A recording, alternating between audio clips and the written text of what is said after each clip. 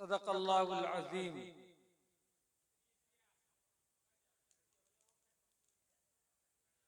इन्ना अलैना जमअहु व क़ुरआना फ़इज़ा क़रअनाहु फ़त्तबि क़ुरआना सुम्मा इन्ना अलैना बयाना। सदक़ल्लाहुल अज़ीम। स्टेज पर तशरीफ फरमा वाजिबुल एहतराम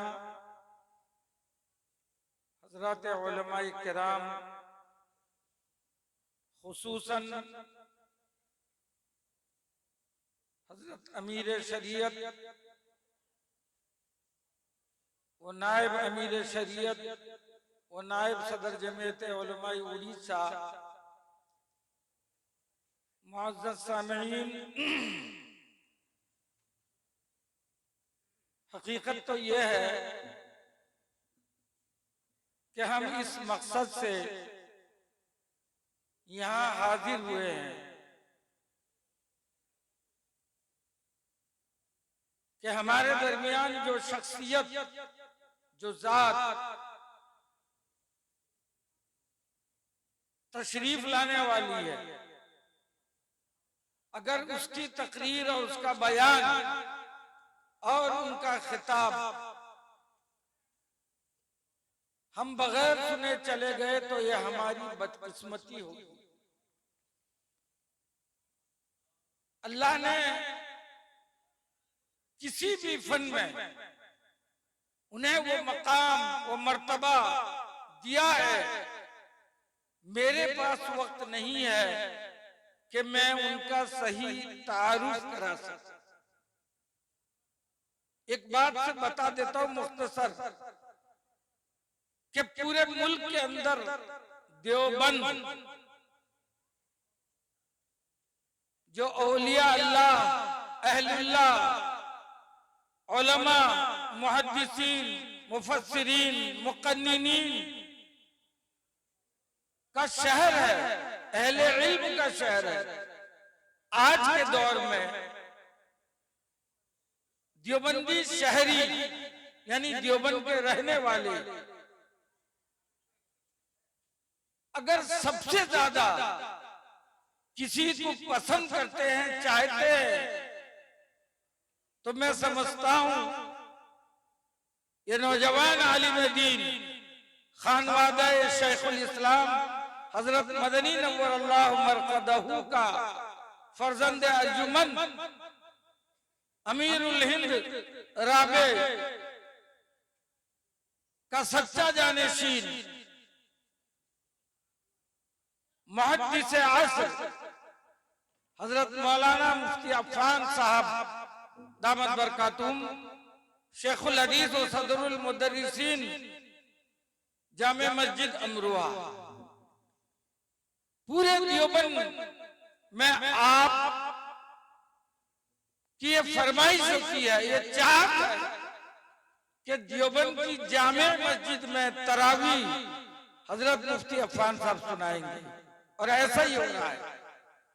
इमाम ईदैन है और उस ईदगाह के अंदर दारुल उलूम देवबंद के बड़े बड़े असातिज़ा और देवबंद के अंदर जितने मदारिस हैं, दारुल उलूम वक्फ देवबंद जितने मदारिस हैं, वहां के असातिज़ा इनके पीछे ईदैन की नमाज अदा करते हैं,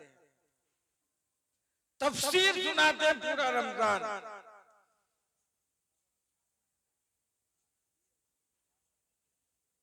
वो सिर्फ हिंदुस्तान नहीं बल्कि पूरे एशिया के अंदर इल्मी एतबार से, फिक़ही एतबार से, तदरीस के एतबार से बहुत ही मकबूल और मारूफ है। दोस्तों, बुजुर्गों, इस वक्त तकरीर और खिताब का वक्त नहीं है। एक बात मैं बता देना चाहता हूं, 14 महल्ले के लोग ज्यादा होंगे। हमने इसी स्टेज पर, हमने इसी जगह अमीर शरीयत सालिस उस्ताजुल उलमा हजरत मौलाना मोहम्मद जलाल साहब कासमी नव्वरल्लाहु मरकदहू एहक़ाक़ हक़ की तरवीज और इब्ताल बातिल के दिफा में उन्होंने पूरे सूबे के अंदर जो काम अंजाम दिया है, आज अहले हक और अहले हक के सरों पर जो टोपियां दाढ़ियां जो कुछ भी इस्लामी शिआर नजर आ रहा है, उसमें हजरत मौलाना रहमतुल्लाह अलैह का एक बहुत बड़ा हिस्सा है। बहुत कुर्बानी देने के बाद ये मदरसा इस्लामिया दीनिया जो आजकल मदरसा अरशदुल उलूम है, तब जाकर यहाँ से उनकी मेहनत, उनकी जिद्दोजहद के नतीजे में एक किबारे उलमा अबनाए कदीम की शक्ल में यहाँ बैठे हैं, तशरीफ फरमा है। दोस्तों बुजुर्गों, ये हजरत रहमतुल्लाह अलैह के लिए सदक़े जारिया है और क़यामत तक जारी रहेगा। मैं आपको बता दूं, हमने अपनी आंखों से दौर देखा। अमीर शरीयत अव्वल मौलाना इस्माइल रहमतुल्लाह अलैह, मौलाना मुफ्ती साहब, मौलाना अहमदुल नबी साहब और हजरत मौलाना अब्दुल गफ्फार साहब, हजरत मौलाना बरकत साहब, बहुतों का दौर देखा। वो दौर का इख्तिताम हुआ। फिर एक दौर देखा, सुनहरा दौर देखा, हजरत अमीर शरीयत सानी, अमीर शरीयत सालिस और इसी तरीके से हजरत अमीर शरीयत हजरत मौलाना जाबिर साहब, हजरत मौलाना अमानुल्लाह साहब और हजरत मौलाना जसीमुद्दीन वगैरह का दौर देखा। ये दूसरा दौर था। और तीसरा दौर ये हजरत मौलाना अब्दुल सुभान साहब, हजरत मौलाना मुशर्रफ साहब, इनका दौर भी हमने देखा। अब ये दौर, चौथा दौर अमीर शरीयत के साथ हम हैं, हजरत मौलाना गुफरान है, हजरत मौलाना कलीमुद्दीन है, नायब सदर हजरत मौलाना मोहम्मद अली कासमी है। फिर हमारा दौर भी चंद सालों के बाद इख्तिताम होगा। फिर उसके बाद ये नई नस्ल के उलमा, ये अबनाए कदीम का दौर आएगा, मरकजुल उलूम के अबनाए कदीम, अशरफुल उलूम के अबनाए कदीम और अरशदुल उलूम के अबनाए कदीम। तो मैं अर्ज ये कर रहा था कि हजरत मौलाना ने जितनी कुर्बानियां दी हैं, अगर कुर्बानी को, एक जगह की कुर्बानी को अगर उसका जिक्र किया जाए, बयान किया जाए, तो उसके लिए एक ज़ख़ीम वक्त की जरूरत है। दोस्तों बुजुर्गों, हमारी खुशकिस्मती है, सआदतमंदी है कि आज ये मदारिस है और ये मदारिस कुरान मुक़द्दस के तहफ़्फ़ुज़ और बका के लिए गाली सुनने के बावजूद, बहुत कुछ सुनने के बावजूद भी, लेकिन कुरान के तक़द्दुस को पामाल होने से बचा रहे हैं। एक वाक़या सुनाकर 1857 का आखिरी गद्र शामली में हुआ। सैयदुल ताइफा आला हजरत हाजी इमदादुल्लाह साहब मुहाजिर मक्की हिंदुस्तान छोड़ के मक्का हिजरत कर रहे हैं।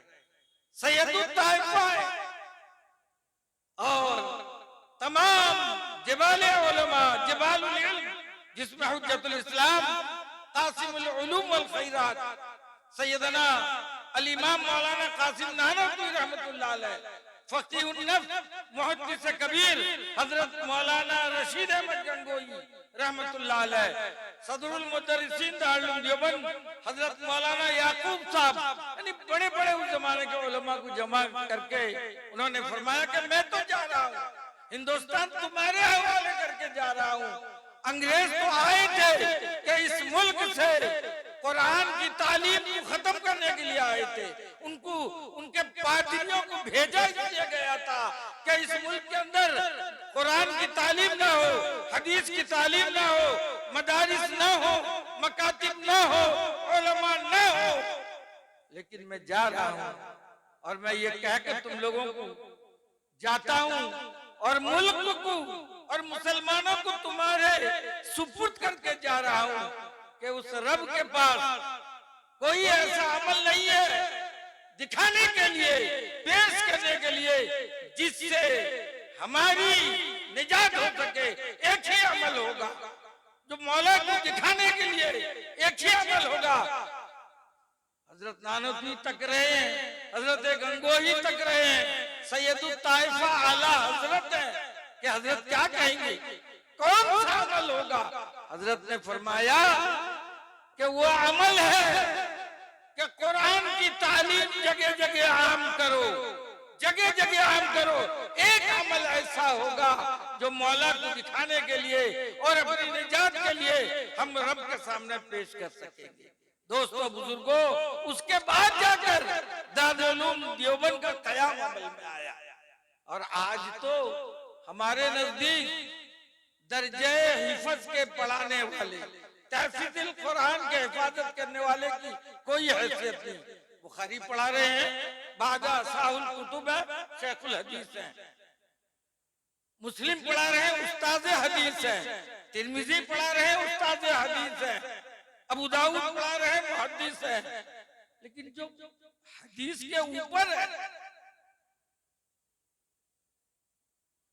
और कुरान के बाद हदीस है, उसके पढ़ाने वाले मुल्ला जी, हाफिज जी, उस्ताद जी, उन्हें शेखुल कुरान क्यों नहीं कहा जाता है? उन्हें शेखुल कुरान क्यों नहीं कहा जाता है?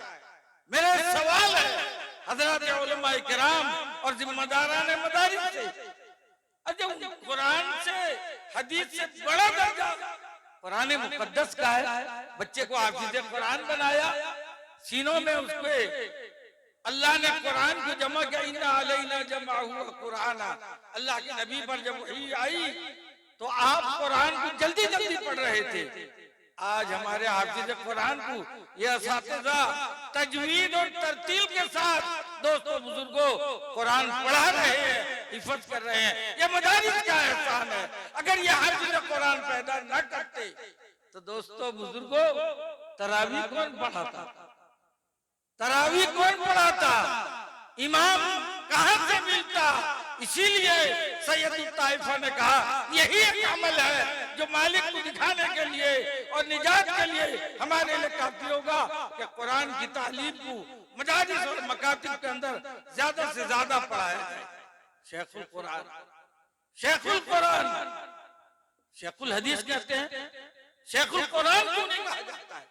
मर्तबे में कुरान का दर्जा बहुत ऊंचा है, बहुत बड़ा है। अल्लाह के नबी जल्दी जल्दी पढ़ रहे थे। अल्लाह ने कहा जल्दी करने की जरूरत नहीं, ये हमारी जिम्मेदारी है, ये हमारा काम है। तुम्हारे सीनों में कुरान को महफूज करना, जमा करना, इन्ना अलैना बयाना, फिर उसके मानी और मतालिब को तुम्हें पढ़ाना, समझाना, ये हमारी जिम्मेदारी है। कुरान के मानी और मुतालिब भी कुरान का हिस्सा है, कुरान का जुज़ है। तो दोस्तों बुजुर्गों, आज हम सब के लिए खुशी की बात है कि अजीमुल मर्तबत शख्सियत खानवादा शेखुल इस्लाम, उनकी अगर मैं तारीफ और मदह सराई करूं तो उसके लिए वक्त की जरूरत है। मैं तमाम हज़रात से गुजारिश करूंगा और ये हमारे सूबे की, हमारे इलाके की, हमारे जिला की और इसी तरीके से खुसूसन 14 महल्ले की दोस्तों बुजुर्गों इज्जत का, आबरू का सवाल है कि तमाम लोग अपनी जरूरियात से, मसरूफियात को खत्म करके जलसागाह में आ जाएं ताकि आने वाले मेहमान ये समझ सकें कि नहीं, इस्लाम आज इस पिछड़े सूबे के अंदर भी जिंदा है और उसके जियाले मौजूद है। इसलिए मैं बहुत ही अदब के साथ गुजारिश करूंगा कि जो कुर्सियां खाली हैं पीछे वाले आगे को आए। इंशाअल्लाह दस्तारबंदी के बाद हजरत तशरीफ ले आएंगे। अल्लाह ताला हम सब की हाजिरी को कबूल फरमाए और इस इदारे को दीन दुनी रात चौगुनी तरक्की अता फरमाए। वमा तौफीक इल्ला बिल्लाह।